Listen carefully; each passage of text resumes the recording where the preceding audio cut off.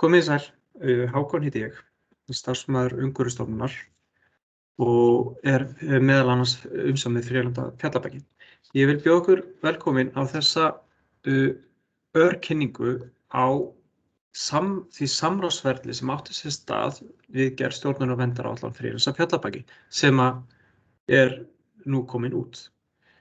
Ég ætla að fara bara yfir ferlið, byrja á því hvers vegna stjórnun verndaráætlanir. Jú, við eigum að gera þær samkvæmt lögum náttúruvernd og þar segir samráð að áætlanir skuli vera gerðar í samvinnu við eigendur svæðisins, Náttúrufræðistofnun Íslands, viðkomandi sveitarstjórnir og svo eftir atvikum aðrar fagstofnanir og hagsmunaaðila.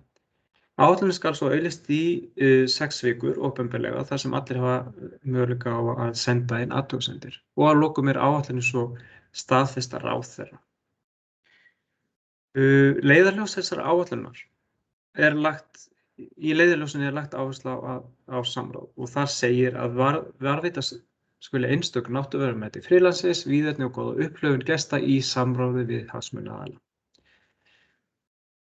Gerð var hagsmunaaðilagreining til þess að við getum átt okkur á hvernig samráði við þessa áætlanagerð skyldi vera háttað. En það er lögð mikil áhersla á víðtækt samráð og það er mikilvægt til að ná fram markmið þessar áætlunar. Þessi hagsmunaaðiling var gerð til að greina þá aðila sem hafa ríka hagsmuni innan friðlandsins og geta hjálpað til við að móta stefnu og finna leiðir til að samtvinna náttúruvernd og nýtingu friðlandsins.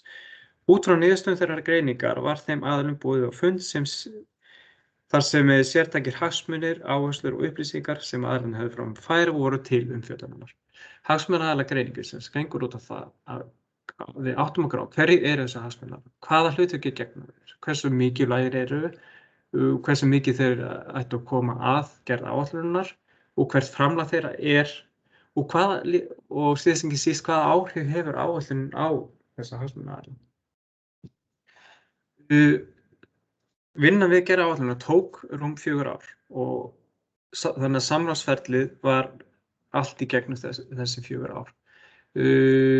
Vinnan byrjaði í byrjun árs 2017 og það var boðað til fundar í febrúar með helstu hagsmunaaðilum til þess að kynna þeim að þessi vinna fara að byrja í gang og fara yfir það hvaða hagsmunaaðila væri mikilvægt að fara á borðinu. Þar var haft samtal við heimaaðila þar sem að þeir hafa þekkingu á hverjir hafa mögulega ríka hagsmuni að gæta innan friðlandsins og þá var gerð samráðsáætlun og út frá þessar samráðsáætlun var svo unnin þessi hagsmunaaðilagreining. En í gegnum vinnuna kom alveg ljós að það voru ýmsir aðilar sem áttu að koma inn í hagsmunaaðilagreiningun eftir á þannig að greiningin fór í gegn alveg bara myndir lok vinnunar. Í kjölfar þessa fyrsta fundar í febrúar þá var stofnað þessi samstarfshópur og þar voru fulltrúar frá Umhverfisstofnun, sveitarfélaginu og svo fulltrúar frá Náttúrufræðistofnun Íslands sem hafði sérþekkingu á jarðfræðisvæðisins. Þessi samstarfshópur sá svo að vinna áætlunina og Umhverfisstofnun bara ábyrgð á því að gefa út og klára hana og áður en þessi áætlun var sendir ráðherra þá samþykkir þessi samstarfshópur áætlunina.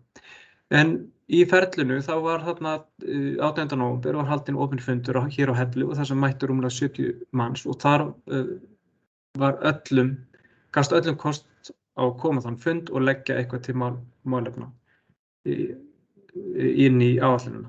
Þessi fundur var þannig háttað að það var sett upp vinnuborð og þema á hverju borði þar sem var ræddir ákveðnir hlutir sem við vildum leggja áherslu á í áætluninni. Þetta var allt síðan punktað niður og unnið áfram með í vinnunni við áætlunina. Í kjölfar þess var svo boðið til sérstakra fundar í júní 2019 voru fyrstu fundirnir með ýmsum félagasamtökum og hagsmunaaðilum sem við töldum mikilvægt að fá að borðinu til þess að vinna í ákveðnum málefnum og töldum að þeir hefðu þar eitthvað fram að færa, bæði sérstaklega varðandi þekkingu á svæðinu. Áætlunin var svo auglýst í apríl 2020 í rúm meira en 6 vikur vegna COVID. Það var óskað eftir framlengingu á auglýsingatíma og orðið var við því. Mikið ábendingum og athugasemdum bárust stofnuninni og vegna þess var ákveðið að taka upp samband aftur og boða til fleiri funda með ákveðnum aðilum til að rýna þessar athugasemdir sem komu fram. Og það var tilgangur þess og markmið var að ná sátt þessa áætlun eða ná betri sátt áætlunina. Það öðruvísi ekki hægt að vinna með stjórnun og verndaráætlun nema það ríki nokkur víðtæk sátt áætlunum. Svo núna loks þegar við sáum það var komið nokkur sátt og áætlun tók nokkur breytingum og þá var hún samþykkt af samstarfshóp og hún send til ráðherra og hann skrifaði undir hana og samþykkti í 31. mars á þessu ári. En allt efni, fundargerðir, hagsmunaaðila greiningin, hvernig henni var háttað og hvernig hún unnin, athugasemdir sem bárust stofnuninni og svöruð þeim eru aðgengilegar á heimasíðu Umhverfisstofnunar. Ég vil bara þakka fyrir og vona að þið hafi haft gagn af. Takk fyrir.